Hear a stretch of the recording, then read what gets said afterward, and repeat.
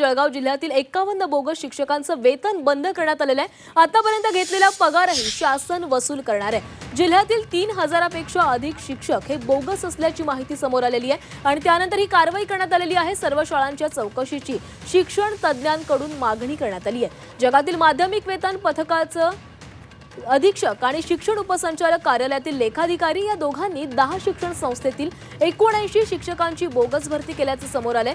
या प्रकरणातील 51 बोगस शिक्षकांचं वेतन बंद करण्यात आलेलं आहे। मात्र इतर 28 शिक्षक हे न्यायालयात गेल्यामुळे या शिक्षकांचं प्रकरण न्यायप्रविष्ट आहे। वेतन बंद करण्याबरोबरच आतापर्यंत घेतलेलं वेतन सुद्धा शासनाकडून वसूल करण्याची कारवाई सुद्धा करण्यात येणार आहे। या घोटाळ्यातील प्रमुख सूत्रधार अधिकारी मात्र अद्याप मोकळेच फिरतायत। तसंच जिल्ह्यातील अनेक शाळा याच पद्धतीने कार्यरत असून अनेक शिक्षक शासनाला फसवून पगार घेत असल्याची चर्चा होतीये।